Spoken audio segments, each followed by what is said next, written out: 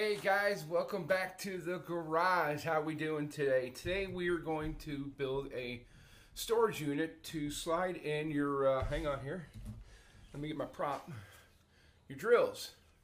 So I built a unit for a gentleman about a month ago or 2 months ago. I don't know how long it's been. And we built it with, I guess, 6 slots in it. And he came back and asked me to build something with 11 slots in it.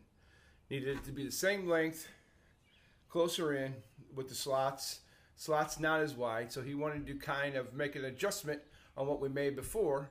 And before he gave me some plywood that had paneling on it. It's where he worked. It was used for something for the floor, and they were throwing them out. And he said, "Hey, can you make it out of this?" So we made it out of that. And I did a video about it. I just didn't like how the video turned out. Plus, I had a few camera issues. So today we're going to redo it, and I'm going to make it out of, hang on here, let me turn the camera around, some birch plywood. So I have already gotten that plywood, breaking it down in the pieces that we need for the unit. And again, here's the one I originally did. Like I said, it wasn't nothing pretty. He wasn't looking for something pretty. He was just looking to use the wood so he didn't have to pay for wood. Well, because if you can see on the top, when we filled the screws, he wasn't too worried about any of that kind of cosmetic looking thing. So now what we're going to do is we're going to do the same size, but we're going to do it with 11 different slots.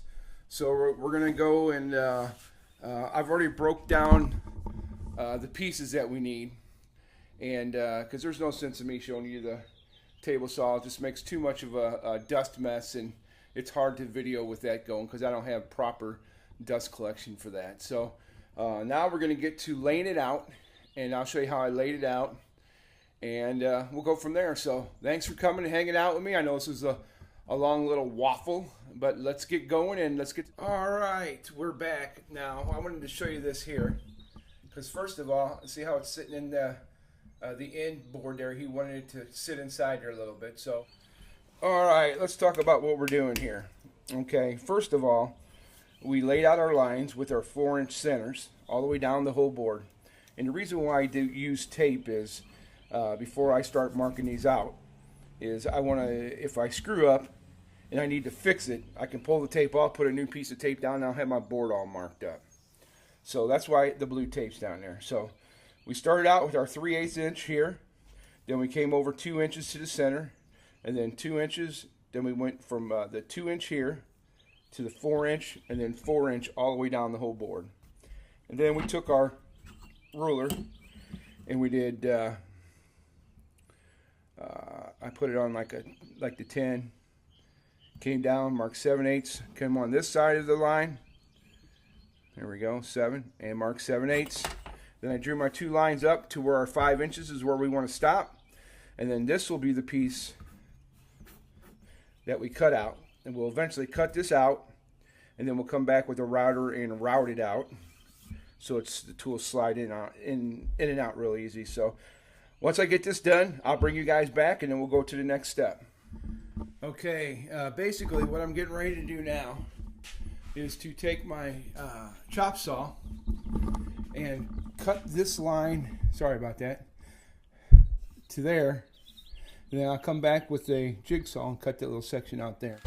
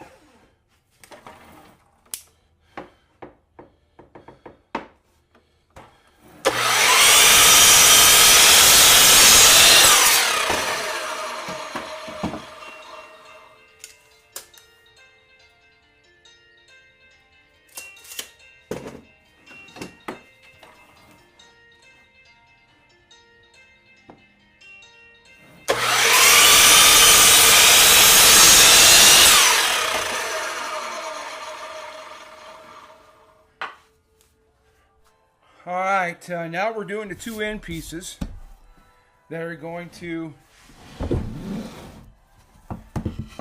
connect on the end of this. So what I want to do is I want to come up an inch. So I've marked an inch on each side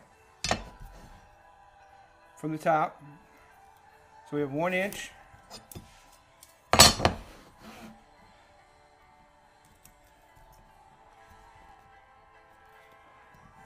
And 1 inch. And then we want to do is I like to use a piece of wood to get the exact measurement. So I want to do one of these so you can see what I'm doing here. I'm lining up my board.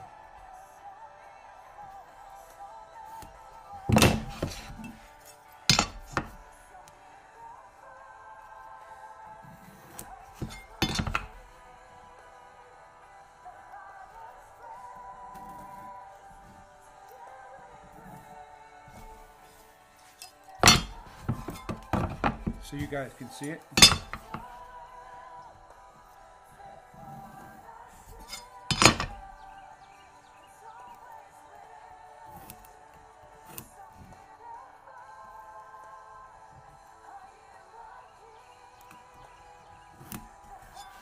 And what we'll do is we'll go halfway through it. Basically, let me show you here. We'll basically do one of these. And we're going to go about 3/8 down in there. And we'll take that out. And then we'll place this in there. Boom. So we'll be back. We're heading over to the... Actually, it's really hot today. I'm sweating severely. So excuse all the sweat, but it's hot out here. So basically, I'm going to go over to my Ridgid bandsaw. I don't feel like setting the dado head up because it takes too long. I only have 4 to do. So I got a setting on my Ridgid that allows me to do that. And I've already got set up from the last one, so all I gotta do is flip a little button and I'll show you how all that works, and we'll do these right there on the saw. So we'll be back in a second. So I hope you can see this. Right here is a stop. You pull it out, and it does not allow your bandsaw to go all the way into the cutter. So that's how we're going to do our cutouts today. Instead of putting a dado in, and we'll just cut it out and go back and forth about 6 or 8 times and cut it out, and then we'll be done. So that's what we're going to do. It's a neat little tool. It just helps you when you only have a couple little bitty things to cut out, and you don't want to sit there for 20 minutes and change out blades and all this other stuff. So, and I don't have the best table saw in the world, so this here works quicker for me. So we'll be back and we'll get on. All right, so what we do is I put this block here. I don't know if I need 2, but that way the saw blade's got room to go through it to get the end, because it doesn't quite go all the way to the end when it's set up in this position. So let's go ahead and do it. And we want to kind of stay away from the line. That way when we do our test piece, we can try it and make sure it fits good and tight.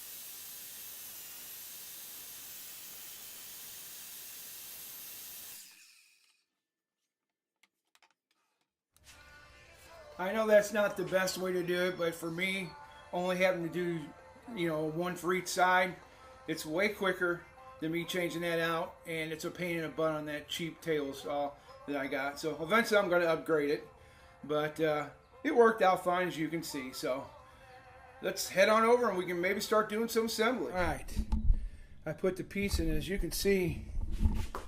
Sorry, my camera is I kind of put it on a little angle so it meets the front of where we use the router. Same way over here. And so right now these are just dry fitted in there, and it is looking good. So we're getting close. I know I keep saying that, but every little move. Basically, I just took my disc sander and sanded that back till I got that edge on that. So now we're pretty much ready just to start gluing it up and getting her done. We'll be back. Alright, we're going to do the glue up. I went ahead and drilled 3 holes and countersunk them a little bit. Gonna put glue all up in here.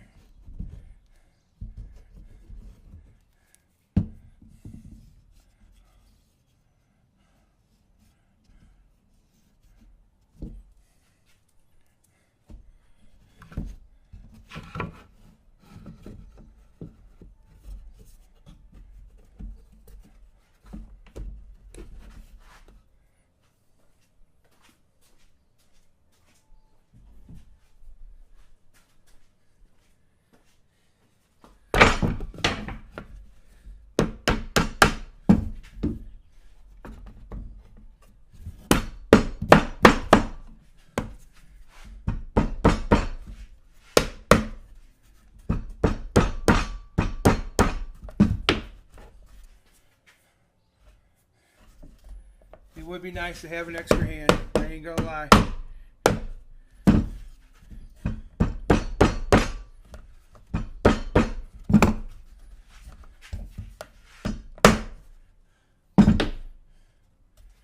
Alright, take a screw.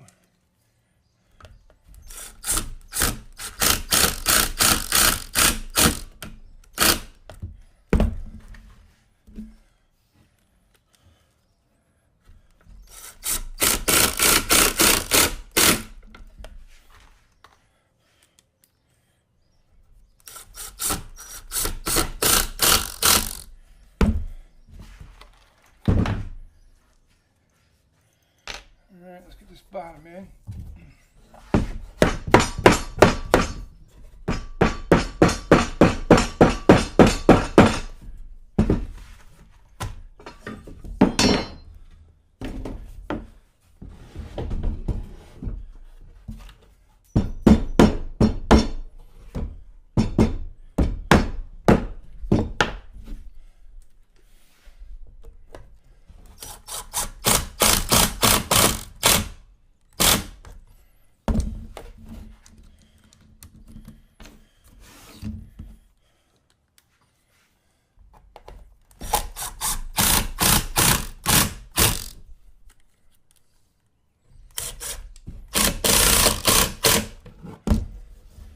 Basically, that's it. We'll go around and do all the little pieces, and then we'll be back. There's no sense in you watching me screw all this up together, so we'll be back.